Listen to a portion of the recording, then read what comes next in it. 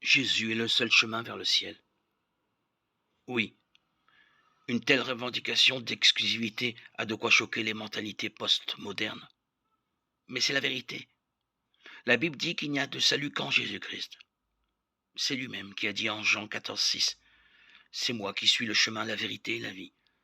On ne vient au Père qu'en passant par moi. » Il n'est pas seulement un chemin parmi d'autres. Il est le chemin, le seul chemin.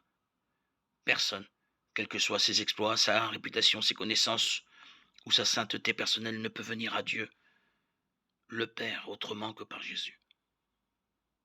Il y a plusieurs raisons pour lesquelles Jésus est le seul chemin. Il a été choisi par Dieu pour être le Sauveur. 1 Pierre 2,4. Il est le seul qui est descendu du ciel et y est remonté. Jean 3,13. Il est le seul homme à avoir vécu une vie parfaite.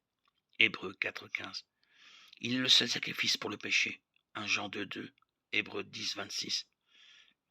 Lui seul a accompli la loi et les prophètes. Matthieu 5,17. Il est le seul homme à avoir vaincu la mort pour toujours. Hébreux 2,14-15. Il est le seul médiateur entre Dieu et les hommes. 1 Timothée 2,5. Il est le seul homme que Dieu ait élevé à la plus haute place. Philippiens 2,9. En plus de Jean 16,6, Jésus s'est aussi décrit lui-même comme le seul chemin vers le ciel dans plusieurs autres passages. Il s'est présenté comme l'objet de notre foi en Matthieu 7, 21-27. Il a dit que ses paroles sont la vie, Jean 6, 63. Il a promis que tous ceux qui croient en lui auront la vie éternelle, Jean 3, 14, 15. Il est la porte des brebis, Jean 17, verset 7. Le pain de vie, Jean 6, verset 35. Et la résurrection, Jean 11, verset 25. Personne d'autre ne peut revendiquer ces titres. La prédication des apôtres se concentrait sur la mort et la résurrection du Seigneur Jésus. Pierre, s'adressant au Sanhédrin, a proclamé clairement que Jésus est le seul chemin vers le ciel. Il n'y a de salut en aucun autre, car il n'y a sous le ciel aucun autre nom qui ait été donné parmi les hommes, par lequel nous devions être sauvés. Acte 4, 12. Paul, prenant la parole à la synagogue d'Antioche, a décrit Jésus comme le seul sauveur.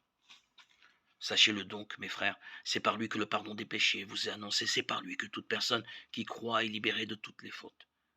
Acte 13, 38-39. Jean ajoute que nous sommes pardonnés en Christ.